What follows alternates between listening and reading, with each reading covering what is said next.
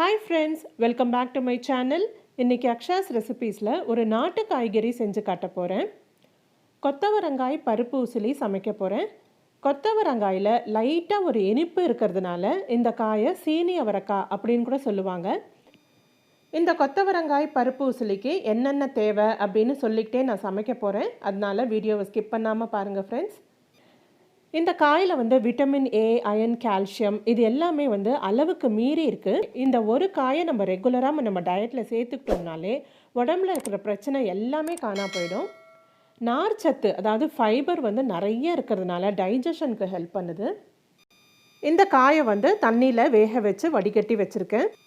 ஒரு கப்பு சாதம் நம்ம சேர்த்துக்கிறோம் அப்படின்னாக்கா அதே அளவுக்கு ஒரு கப்பு நாட்டு காய்கறி நம்ம டெய்லி சேர்த்துக்கணும்.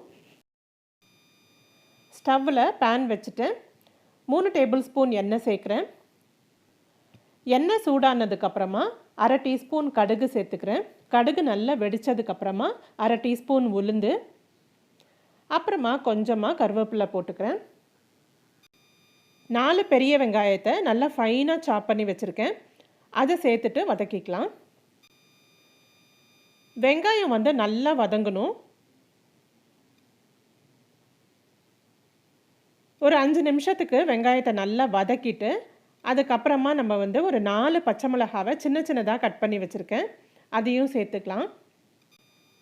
பச்சை மிளகாவை நல்லா சின்ன சின்ன பீசஸாக கட் பண்ணி வச்சுருக்கேன். அதையும் நான் சேர்த்துட்டு நல்லா ஃப்ரை பண்ணிக்கலாம். இந்த பருப்பு உசிலிக்கு காரத்துக்கு நான் வேறு எதுவுமே சேர்க்க போகிறதில்ல. மிளகாத்தூள் அப்படின்னு வேறு எதுவுமே சேர்க்க போகிறதில்ல. காரத்துக்கு பச்சை மிளகா மட்டும்தான். அதனால தான் 4 பச்சை மிளகா அப்படின்னு சொல்லியிருக்கேன் நான். இப்போ ஒரு 1/4 கிலோ கொத்தவரங்காய் சின்ன சின்ன பீசஸாக கட் பண்ணி ஏற்கனவே தண்ணியில் வேக வச்சு வடிகட்டி வச்சுருக்கேன்னு சொன்னேன்ல, அதை சேர்த்துக்கிட்டு நல்லா வதக்கிக்கலாம். ஸ்டவ்வை மீடியம் ஃப்ளேமில் வச்சுக்கிட்டு ஒரு 5 நிமிஷத்துக்கு நல்லா ஃப்ரை பண்ணிக்கலாம். கொத்தவரங்காயை நம்ம முடிஞ்ச அளவுக்கு நம்மளோட டெய்லி டயட்டில் சேர்த்துக்கிட்டோம்னா எலும்பு தேய்மான பிரச்சனை, அப்புறம் மூட்டு வலி எல்லாத்தையுமே மூட்டை கட்டி வச்சிடலாங்க. இப்போது ஒரு 1/4 டீஸ்பூன் மஞ்சள் தூள் சேர்க்குறேன்.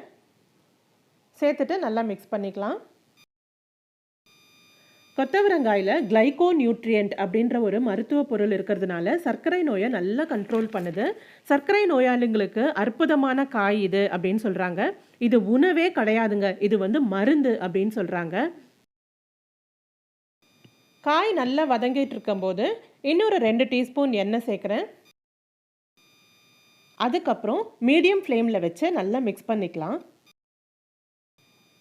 அடுத்தது என்ன சேர்க்க போகிறோம் அப்படின்னு பார்த்தீங்கன்னா, ஒரு 4 டேபிள் ஸ்பூன் துவரம் பருப்பை ஏற்கனவே தண்ணியில் ஊற வச்சு வடிகட்டி மிக்சியில் கொரன்னு அரைச்சி வச்சுருக்கிறேன். இப்போ அதையும் காயில் சேர்த்துக்க போகிறேன்.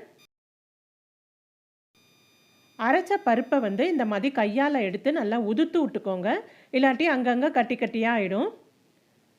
பருப்பை சேர்த்துட்டு நல்லா ஃப்ரை பண்ணிக்கணும். ஸ்டவ்வை சிம்மில் வச்சுட்டு பருப்பு காயோடு நல்லா சேர்ந்து மிக்ஸ் ஆகிற வரைக்கும் கிளறி விட்டுக்கோங்க. கொஞ்சம் நேரத்துக்கு மூடி போட்டு கூட 5 நிமிஷத்துக்கு அப்படியே விட்டுருங்க. அதுக்கப்புறமா நல்லா கரண்டி வச்சு நல்லா மசிச்சு விட்டுக்கோங்க. இப்போது காய்க்கு தேவையான உப்பு சேர்த்துக்கலாம்.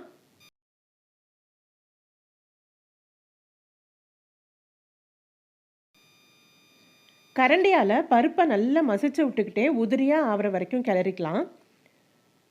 பருப்போட பச்சை வாசனை போய் பருப்பு நல்லா வெந்ததுக்கப்புறமா ஸ்டவ் ஆஃப் பண்ணிக்கிறேன். பருப்போடு சேர்ந்து இந்த காய் சமைக்கிறதுனால ரொம்ப டேஸ்ட்டாக இருக்கும்.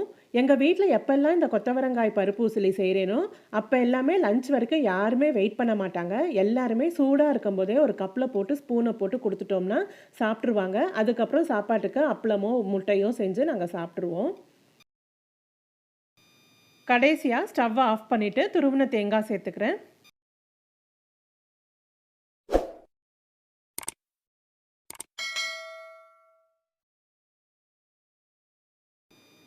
ஃப்ரெஷ்ஷான கொத்தமல்லி ஆட் பண்ணிவிட்டு ஒரு வாட்டி நல்லா மிக்ஸ் பண்ணிக்கோங்க.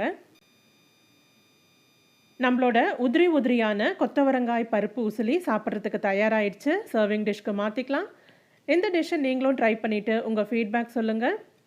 வீடியோ பிடிச்சிருந்தா லைக் பண்ணுங்கள், உங்கள் ஃபேமிலி அண்ட் ஃப்ரெண்ட்ஸ்க்கு ஷேர் பண்ணுங்கள். மறக்காமல் அக்ஷாஸ் ரெசிபீஸ்க்கு சப்ஸ்கிரைப் பண்ணிக்கோங்க ஃப்ரெண்ட்ஸ். நான் உங்களை இதே மாதிரி இன்னொரு இன்ட்ரெஸ்டிங்கான வீடியோவில் மீட் பண்ணுறேன். Stay home, stay safe, by.